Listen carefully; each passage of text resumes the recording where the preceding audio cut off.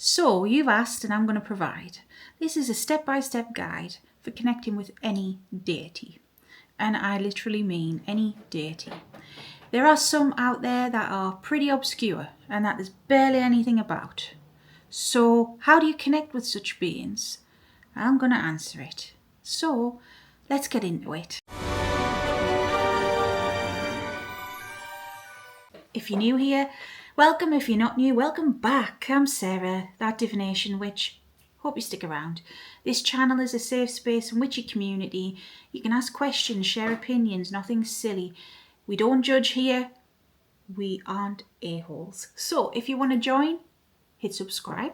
And if you want to support the channel further, all the links are below. I've got a shop and Etsy. We've got Patreon where we've taught tarot on there. We're teaching other things. There's all sorts on Patreon. So go check it out if you're interested. Thanks. Right, so deities first. Because I'm that Divination Witch, I do a lot of deity confirmation readings. I have met a lot of different deities over the years. I have videos on the channel explaining what I feel and what I've come to realise deities are. We can all have different ideas about this. You believe what you want to believe. But for me, I see deities as archetypes.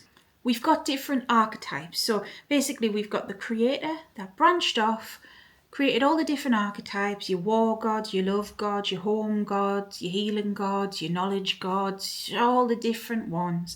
And over time, since the cradle of civilization, different pantheons, different cultures have their own spins on things. So in a nutshell, there are so many different war gods, so many different love gods and whatnot, because they reflect the culture they come from. Like, you can't say Inanna is the same as Aphrodite, but they are of the same archetype. However, Inanna came first, and Inanna was from a different culture than Aphrodite. See where I'm going with this? Freya is also a love goddess. That is also not the same. Different archetype, different culture that influenced who they are. So with that being the case, you can get some very obscure, very nuanced, very non-mainstream deities. And when I do these readings, sometimes they come through.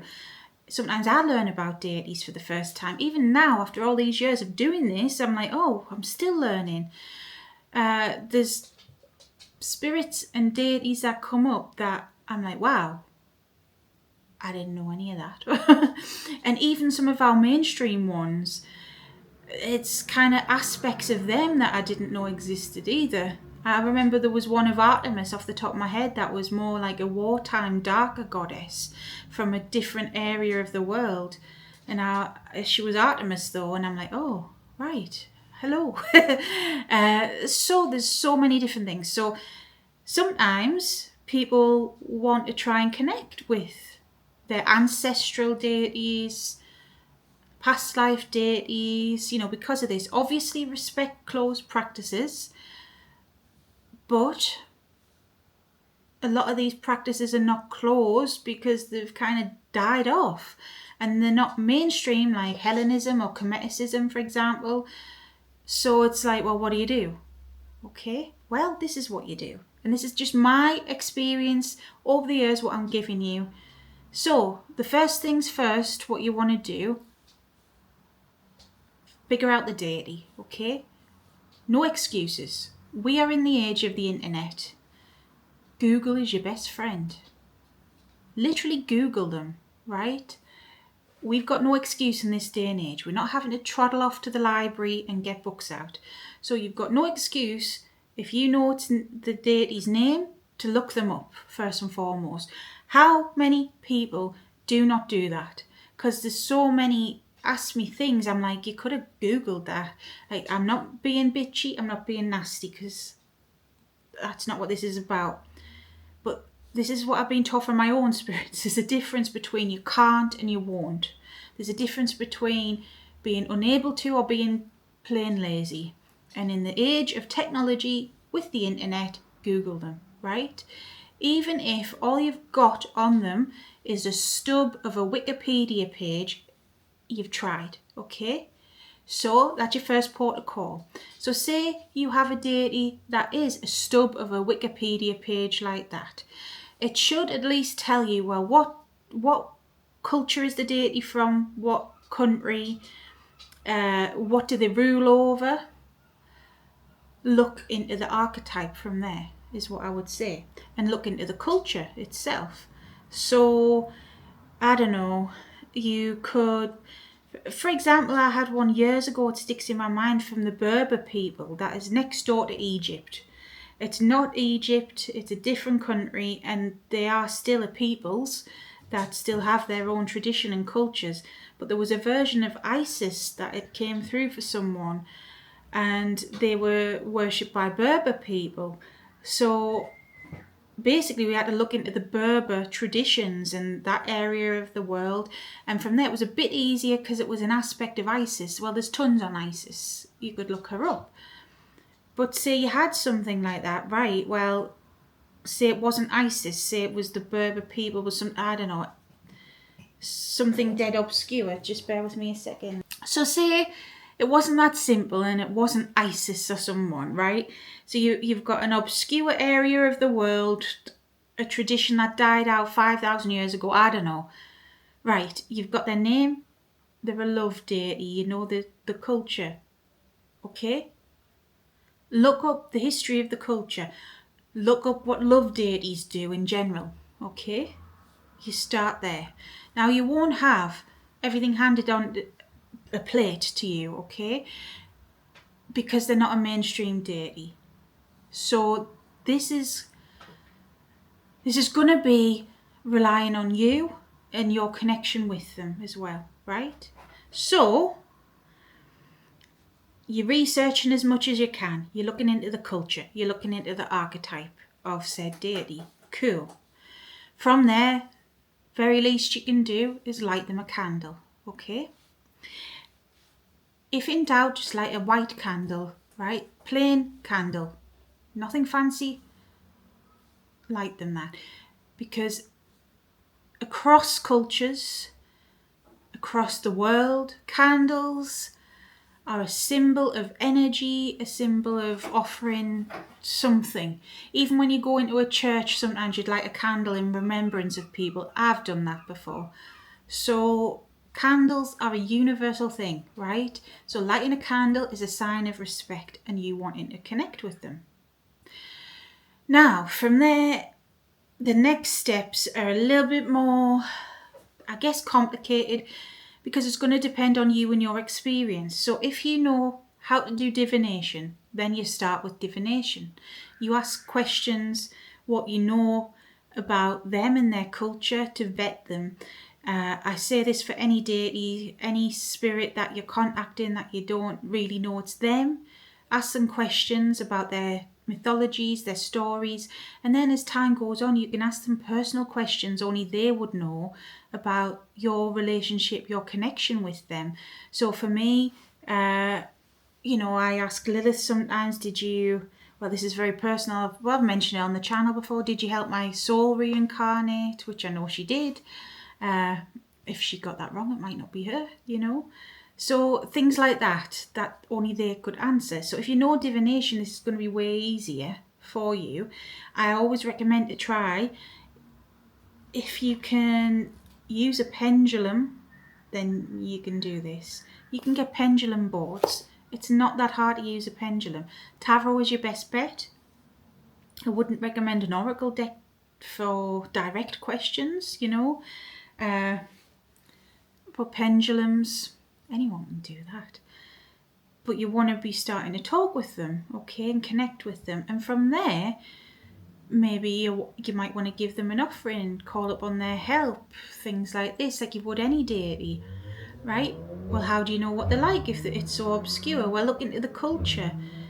What do you think they would like? If you're looking into the culture, like, I don't know, ancient Egypt had honey, that was a thing. A lot of the rich people had honey, right? Well, honey's sweet.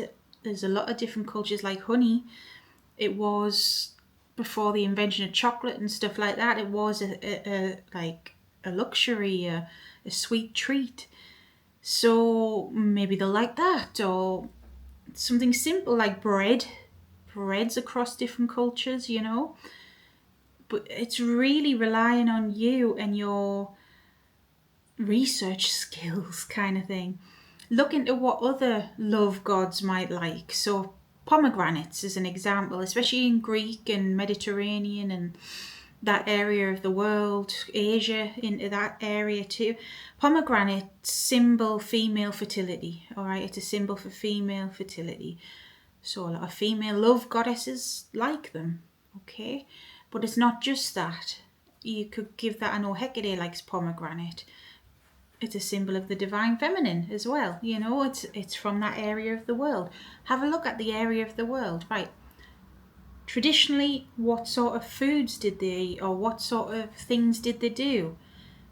There's no excuse to me. Yeah, like I've said, we're in the age of technology, so it's not easy when there's little information about them, but you can do it. All right.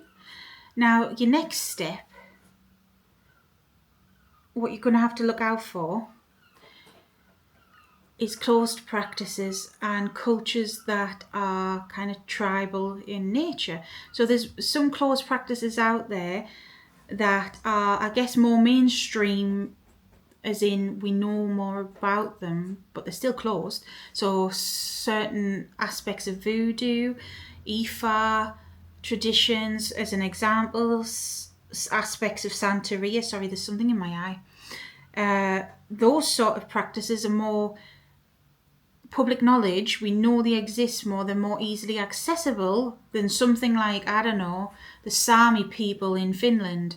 Now, the Sami people have their own deities, of course, but if one of those deities came through, what I say to people is, right, they're linked with that. I don't know. You would have to, if you really want to build that relationship and be respectful with the deity, you would have to really get in contact with someone from that culture. Is that okay or not?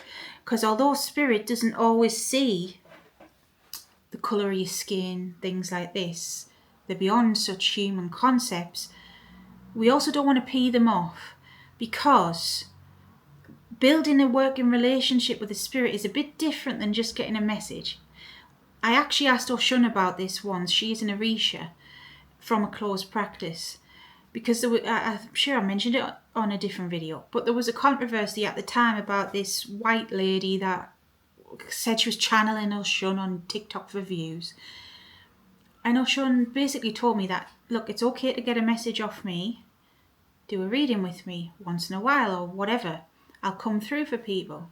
But if somebody really wants to work with me and build that relationship, they have to follow the traditions of the people, because the deities are connected with us. That's why they've got different personalities. Different cultures affect them. Otherwise, they would all just be the same bog standard model sort of thing. They are as much a part of us as we are a part of them. It's symbiosis. Oh, someone's coming through me, because I wouldn't say that word. So you have to respect that. That's why it's important to not just go, all right, I'm going to just work with the Orisha and I've got no ties with that. Absolutely not. Do not do that. That's not your place to do that. You would seek out a leader in that tradition or somebody from that tradition to help you get advice, etc. There are divination systems within Ifa, for example, that are not practiced by outsiders. You know, there are ways of connecting with said spirits, not just in Ifa, but in all traditions. The Sami people will have their ways, as an example, that if you're not part of that, you're not privy to that, and you shouldn't try without going through the proper channels, because that's disrespectful. The deity themselves might not, as I say, see colour of skin, etc., but the legacy behind them does, and the people and the ancestors of the tribes and the practices do see that. You know, it's different for something that might have died out. All right, if something's died out from the Berbers in Bloomin' 5,000 years ago, then that's a bit different, because you can't do that, right? That's how we can talk with ancient deities, through tarot. You know, tarot is relatively new. They didn't have tarot in ancient Greece. I believe they actually used to, no, it would have been the Sibyls and the oracles, of course, but they used to do some divination with oak leaves, just saying. But yeah, they didn't have that then. So we can commune through these modern tools because of that. And we could technically commune through these modern tools with Oshun or whoever. But it doesn't mean it's right, does it? Alright, so that's my messy but simple step-by-step guide. Look, you've got to start researching. You've got no excuse. We've all got the internet because you're watching me, right? Do it. Google them. Google what they stand for, Google the culture and the area of the world, and go from there. Light them a candle, talk with them, and then your personal relationship with them will start to develop over time, because we all have different relationships with our deities and spirits, because that's the way it is. All right, I hope this has helped. You don't have to make it mega complex. You don't have to be doing bloody rituals and all sorts. That's the basic form of starting a relationship with any deity or spirit, really. There you go.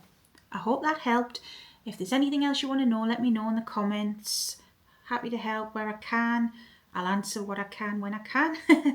If you made it this far, you may as well hit subscribe. Check out my other playlists. I've got loads of different ones about deities and witchcraft and spirituality. So if you're interested, it's all there. And until next time, stay safe, stay witchy. Bye, loves.